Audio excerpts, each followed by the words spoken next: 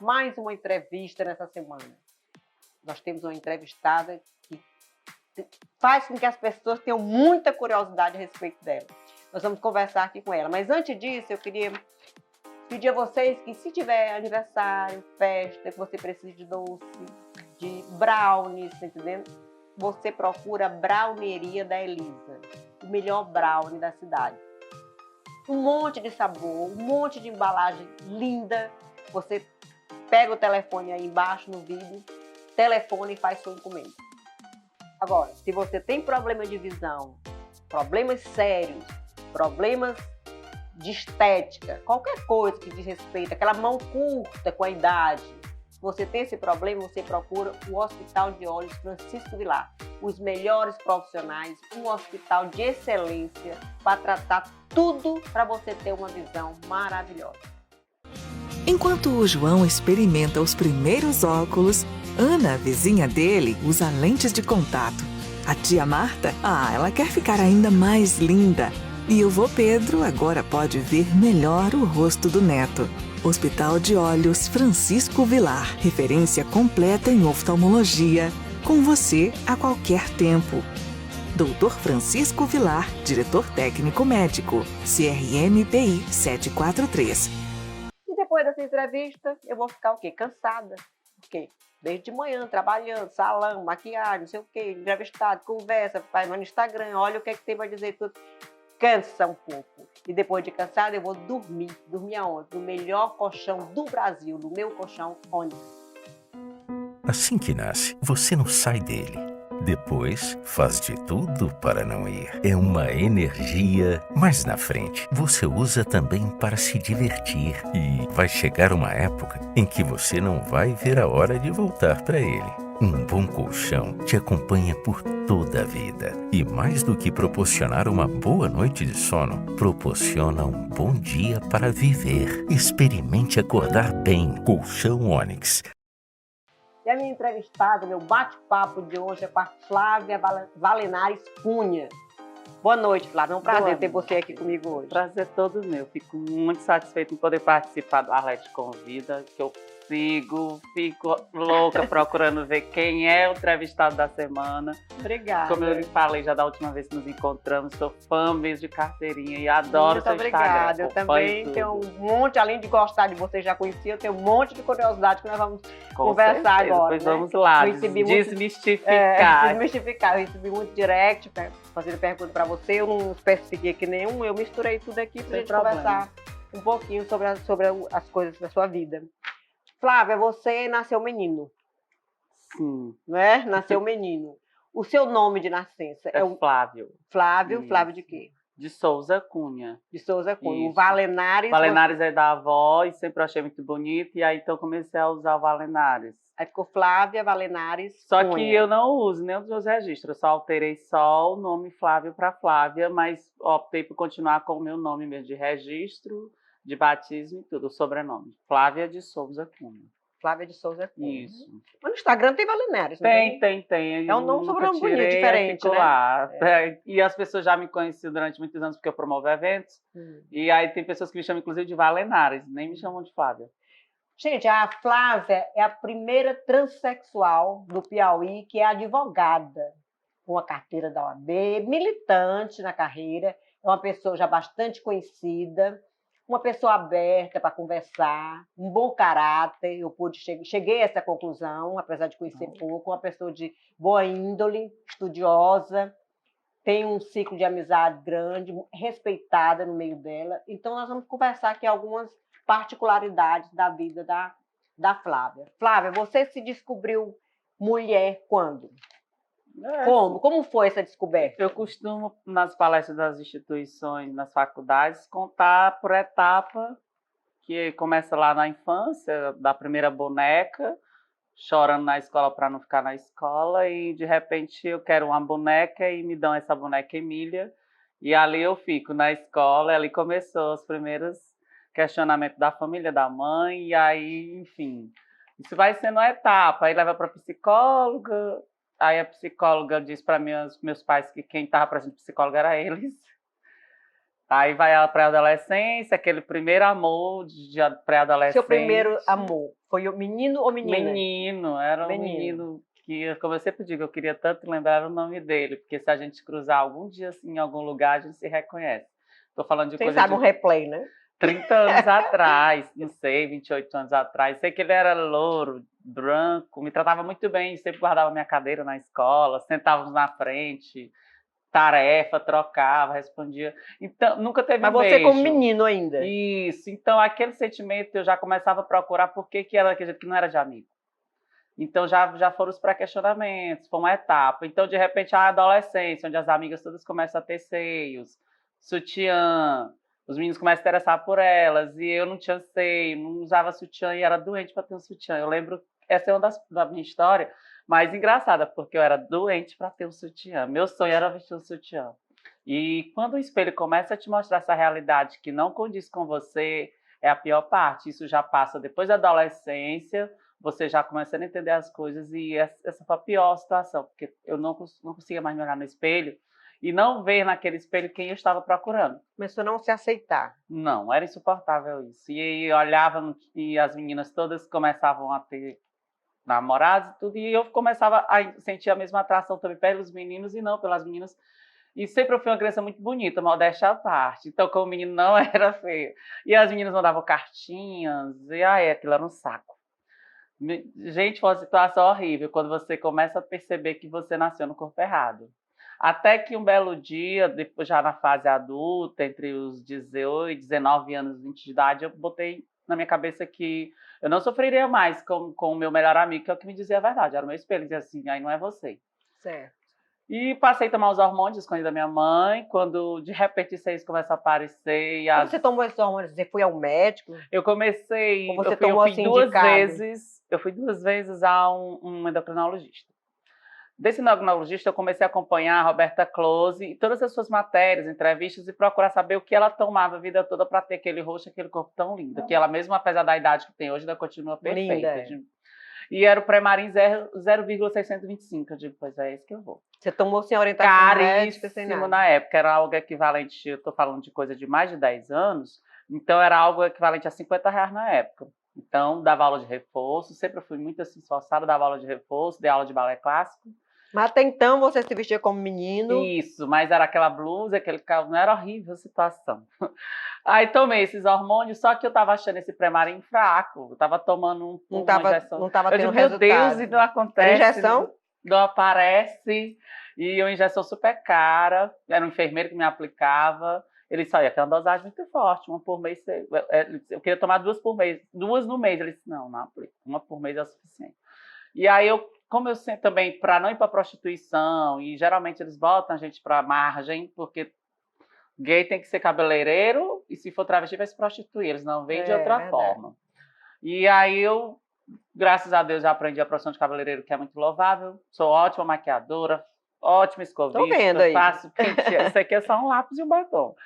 E aí conheci socialites maravilhosas, amigas que eu tenho até hoje no meu vínculo. E lá tinham esposas de médicos, e eu falava, né, que eu sofria muito com aquilo, e aí elas, só meu marido é médico, eu vou pedir para ele para indicar os hormônios. Elas traziam, né, Vedapac e outros tipos de hormônios. Foi que eu comecei tomando, eu comecei a ver o efeito do rosto logo de imediato, a mão, agora vai. Só que o seio demorava a aparecer e era tão sonhado. Mas como é? Ele desapareceu a barba? Totalmente, o pelos não nasce, mas a própria pele vai ganhando esses traços mais delicados, sabe? Vai tirando aqueles... É hormônio feminino, no caso. Isso. E assim, como eu disse, um belo dia, comecei a ir nas boates, encontrei as amigas lindas, perfeitas, aqueles seios, que não eram silicone. E eu perguntava, assim, a gente toma Perlutan, que é um anticoncepcional feminino. Mas amigas, mulheres ou amigas? As amigas trans e travestis. Trans também. E ela disse, eu tomo Perlutan. Eu digo, isso é um anticoncepcional feminino, né? Isso deve ser assim, ela é perfeita. E a dosagem é bem bastante forte. Tá bom. Não fui mais na endocrinologista e comprei Perlutan. E na 3ª injeção, eu vi o efeito. Eu digo, é essa aqui. Inclusive, eu tomo até hoje. Atualmente, ela está saindo do mercado, proibição da Anvisa. Saiu ela, mas... sendo bem proibida, você está tomando? Não, ela saiu agora. Não tá mais, não tem de jeito nenhum. Sim, mas eu acho assim, Flávia, que é que como é um canal de conhecimento, de Claro, e é informação, sempre bom eu esclarecer. acho que a pessoa que tem esse problema, não é problema, como é que eu digo assim? É um Essa trânsito. necessidade, Essa necessidade de de... tomar, não deve tomar assim como você tomou. É Pois bom ir no na médico, ver dosagem, verdade, porque a gente ouve tanta história de hormonal que leva até a da morte, né? difusão total, e justamente, então, acompanhando esse processo das meninas e eu achando elas lindas, e realmente aconteceu comigo, cabelo, pele, o seio tão sonhado apareceu.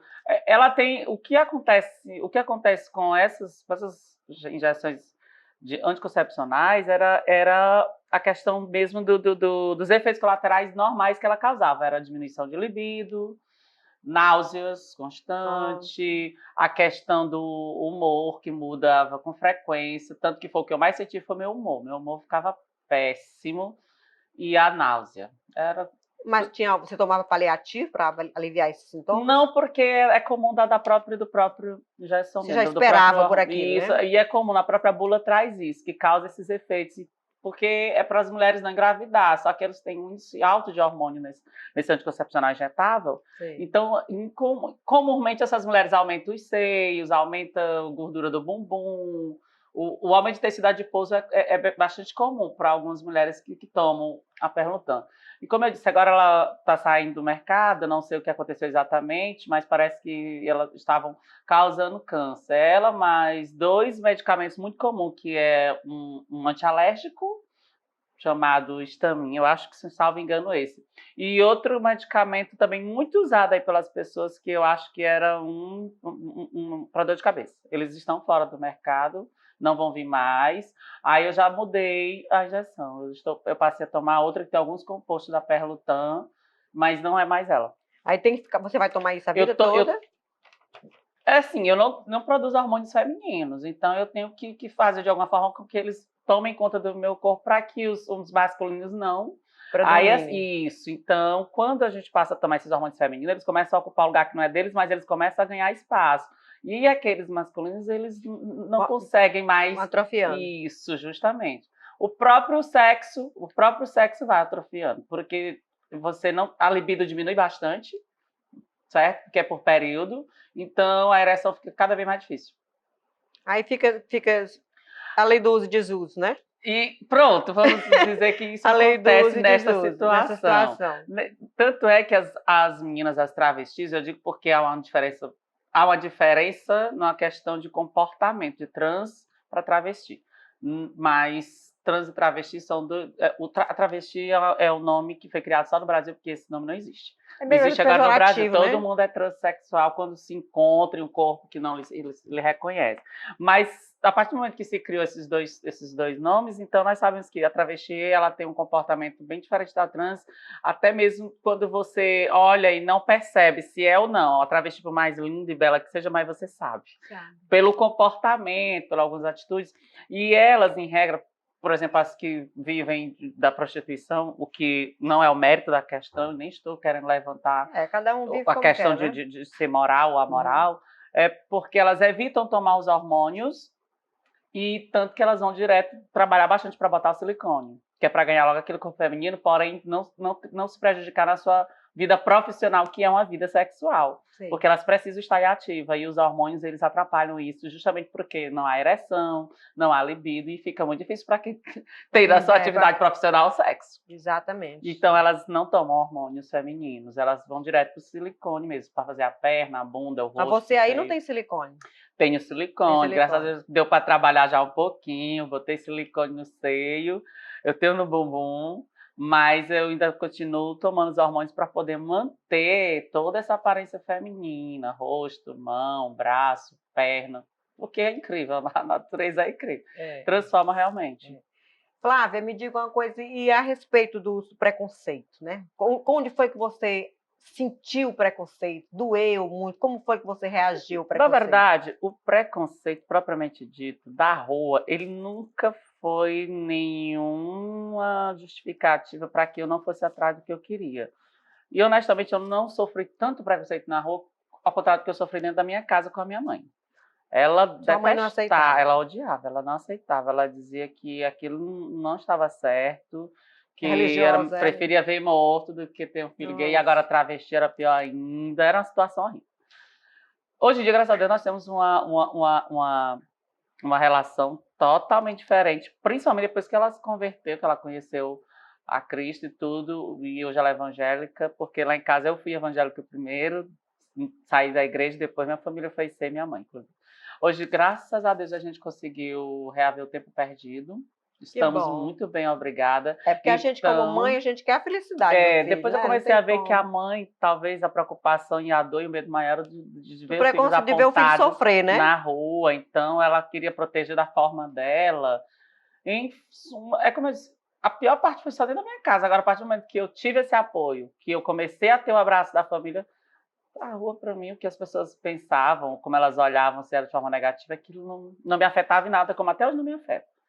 Agora, a questão geralmente, é encontrar o parceiro, o namorado, o relacionamento, porque eu não quero ser a boneca de luxo de homem nenhum, aquela do feitiço, aquela do esconderijo, aquela por trás dos bastidores, que como é assim que acontece. O que a gente vê quando ouve assim, fulano de tal tá com travesti, tá com uma pessoa, travesti não, um trans, né? Ou namorou com travesti, aí fica escondido aquele negócio pulvado, né? Com vergonha de dizer que o homem tá com por mais linda que seja, eles não vão assumir. Então, a minha preocupação, ou o meu receio, ou a minha expectativa, que nunca vai, até não é suprida, é essa, porque mulheres querem ter namorados, querem ter maridos, querem ter esposo. Tem aquelas que gostam de ter amantes, mas aí é um problema de cada uma. Lógico, eu já fui amante eu já fui amante. Não é a melhor coisa. Afinal de contas, eu nunca tive um namorado para me assumir. Então, quando eu tive, eu era amante porque ele sempre tinha uma namorada. Então, eu era quem nessa história? Né?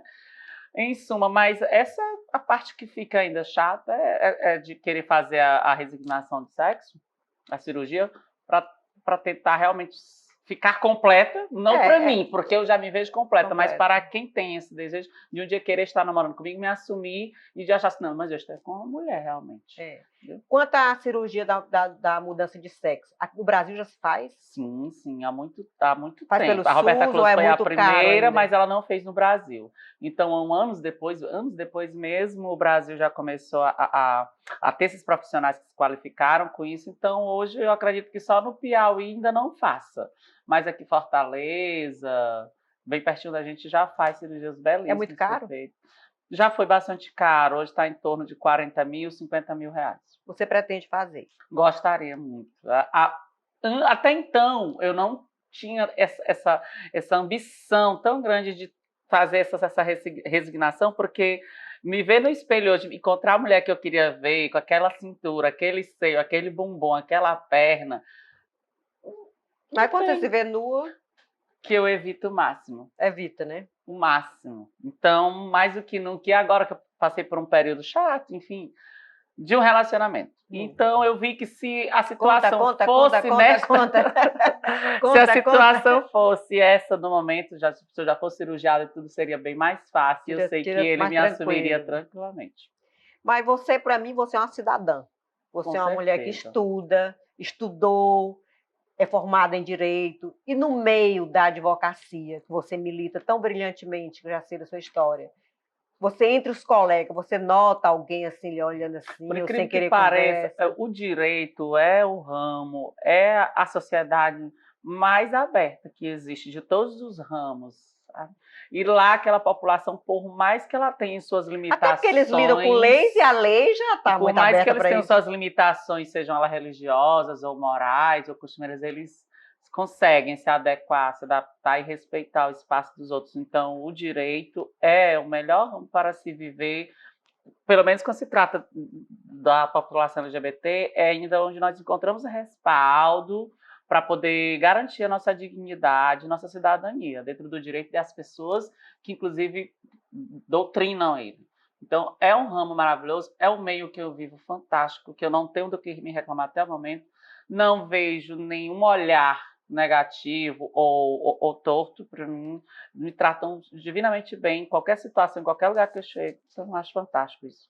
Você milita em que área do direito? Atualmente eu sou civilista, né? Mas com especialidade em direito de família, Adoro um É divórcio maravilhoso. rico. Tá ganhando dinheiro? Tá dando, né? O problema é que o problema não. Eu tenho uma parte do trabalho social, até porque foi algo que eu prometi para mim, que quando lograsse êxito no exame de ordem, eu faria isso. Eu ajudaria aquelas É, mães que não têm bonito. condição de pagar um advogado para conseguir a pensão alimentícia. E pela Defensoria Pública dura anos. É muito difícil. Enfim, é a justiça, é a É. morosidade, que ela não acontece só no penal, não. Ela acontece em todos os seus ramos. Então, eu tenho ainda uma parte desse trabalho que é social, é dessas mães que não têm condição de pagar advogado, eu advogo para elas, para poder dar celeridade em processos de pensão alimentícia para essas mães, para que esses pais paguem. Sim. Porque é bem complicado. Mas divórcio, solução de união estável, herança, adoção, guarda compartilhada, todo aquele trâmite dentro da família, porque senão você queria era confusão, família. porque a gente vira psicólogo. É verdade. Tem que lembrar desse detalhe. Família tem que se Tem. respaldar por todos os lados. Né? Toda hora a gente atende o telefone, o WhatsApp, calma, 3 da manhã no domingo. Calma, vamos lá.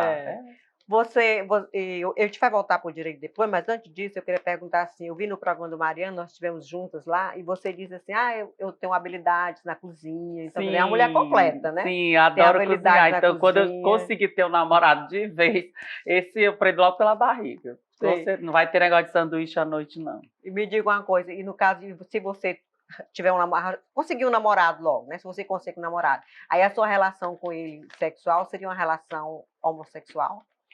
Não propriamente dito quando se trata de trans, porque trans é como eu expliquei logo no início, nós nos encontramos no corpo errado, então a gente se identifica com... Eu me vejo como uma pessoa heterossexual, sou mulher que gosta de homem, e não me vejo com outra mulher e nem com um homem Amiga, gay. tá tão difícil, não tá? Minha irmã... Aí eu fico pensando, Tá tão eu me pensando, eu digo, eu quero ter um namorado para depois eu estar levando a chifre, só pode. Com certeza. Eu sei que só comigo ele não vai ficar. Com certeza. Ou dor de cabeça, eu digo, quer saber da coisa? Vamos continuar sozinha, que a gente fica procurando o chifre na cabeça de cavalo. É mesmo. Então tá tão bom só, porque se apaixonar é coisa séria. E você também, eu procurei no seu Instagram, você participa de palestras, de fóruns, debates, eventos. Amanhã né? mesmo Conta um pouquinho temos disso pra gente, como é. Eu sou promotora de eventos ainda, não consegui me desvincular dessa atividade que eu tenho paixão, que é organizar eventos de todos os aspectos. 15 anos são os meus preferidos, baile de debutante. É uma pena que eles estão escassos. São escassos, Mas amo os bailes de debutante, cerimoniais de casamento. Você tem uma agência ou você trabalha Não, sozinha? é sempre. Todo mundo que já me conhece, eu já chamava. Flavinha, eu queria que você desse um auxílio, enfim. Promovo concursos de beleza, que são os meus preferidos. Eu sou missóloga, doente. Concurso de Miss, onde a Miss é comigo mesmo, sei tudo.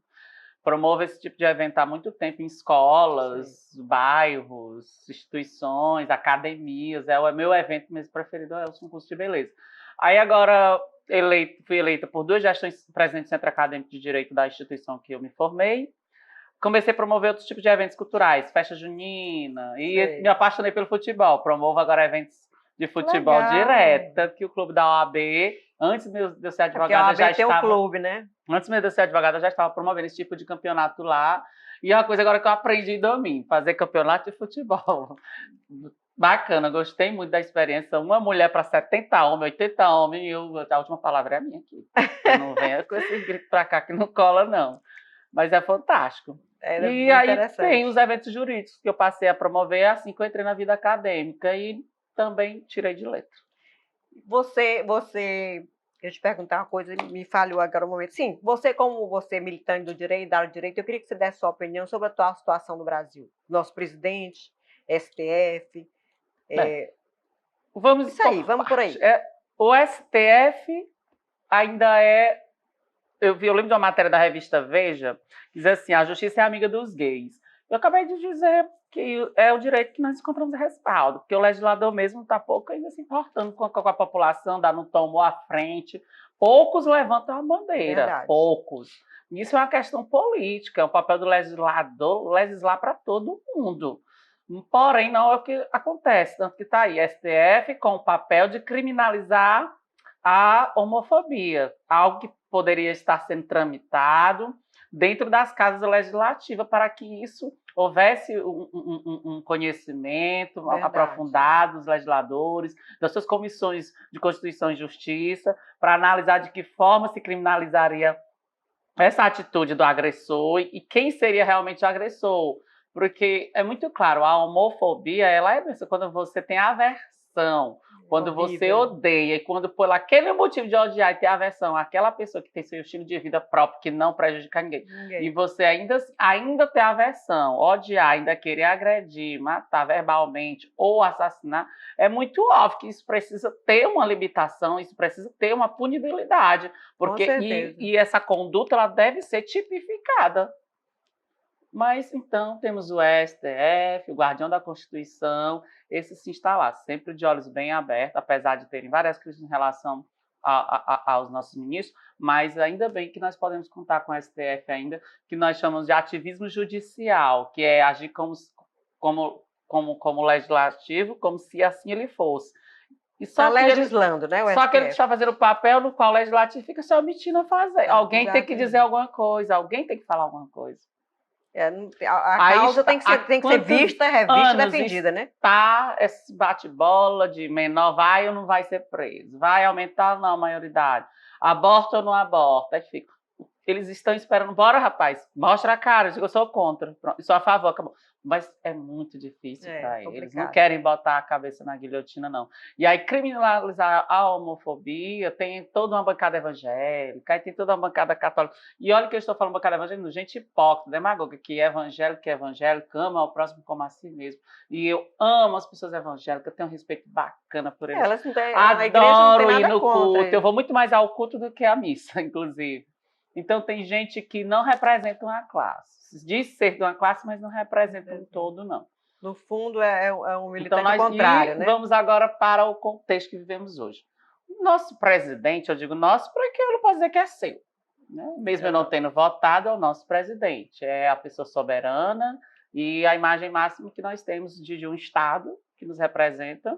E o momento, eu sempre disse, o momento é de conciliar, de conversar, de dialogar, de tentar ver de alguma forma, onde nós podemos fazer alguns acertos, alguns conselhos. Foi e é um presidente mal assessorado. O que o torna despreparado em relação a muito do que ele já falou. Você está falando aí, nesse caso, o caso dos filhos, do Mourão? Totalmente, assessoria total, incluindo filhos, vice, seus assessores, muito despreparados. Tanto que nota-se que muitas das vezes o que ele fala, ele volta atrás logo porque ele pisei na jaca. Não acredito que seja um homem ruim, mas bastante mal assessorado. Nunca imaginou na vida dele, disso eu falo com cátedra, que seria presidente da República, mas devido a esse mar de lama que o país passou também de tanta corrupção, de um partido chamado de trabalhadores, que pode realmente ter feito muito pelo pobre, porém tirou mais da metade do pobre. Deu-te uma mão e tirou com a outra. Isso. Então, sejamos cordatos, vamos ser sensatos. Não é agora. Que dê não certo, é porque né? está um presidente que eu sou contrária a ele, que eu também vou agora dizer, não, mas o outro governo era maravilhoso, que eu não achava.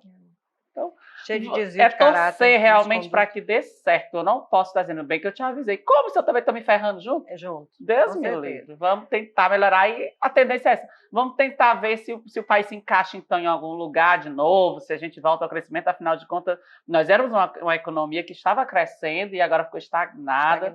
E as pessoas estão passando por uma crise bastante ferrenha, e não só os pobres. Veja que isso está afetando todo mundo, inclusive empresários. Com certeza. Flávia, você gostaria de deixar alguma mensagem para os seus seguidores também, que devem estar aí presentes? Eu quero só dizer que é maravilhoso participar do Arlete Convida, e você, quando tiver essa oportunidade, vai saber qual é a sensação de você estar neste sofá maravilhoso, gente. Sigam a Arlete Padilandi. Quem não tem ela, procura lá no meu Instagram, tá? Gente, eu quero só deixar claro aqui para vocês algo que, assim, eu sou uma pessoa bastante sensata, muito ética. Tem muita coisa da população LGBT que não me representa, tá? Eu não sou essa que é cheia de mimimi. Sim, eu levanto a bandeira do respeito, da dignidade, que cada um tem o seu espaço. Assim como mulheres excedem, homens excedem, também nós, a população LGBT, excedemos em algumas coisas, mas não vamos levar situações generalizadas como se todo mundo fosse daquela forma. Tem alguns atos que eu vejo quando alguém da nossa população pratica que eu sou totalmente contrária àquilo, e digo, olha, não vamos generalizar porque ele não me representa, não é daquela forma que acontece. Então, deixo aqui meu abraço, meu carinho, meu boa noite e espero estar de volta muito em breve aqui com a Arlete novamente. O canal está à sua disposição. Eu quero lhe dar essa lembrancinha aqui da Gráfica Genes, né? Fazer anotação. Advogado precisa, né? Toda hora, você me pode botar os honorários, tá me devendo. E eu quero lhe dizer que, para mim, você é uma mulher, Obrigada, uma mulher guerreira, tá muito. entendendo? Uma cidadã. E eu tenho o maior prazer de lhe entrevistar, tive o maior prazer de lhe entrevistar e o canal está à sua disposição. Ótimo, Tá? conte comigo. Vamos marcar agora um chá depois fora das câmeras. Com certeza, é um prazer. Gente, muito obrigada pela audiência. Se inscreva, comente embaixo, deixa o like e até a próxima semana, se Deus quiser. Tá bom.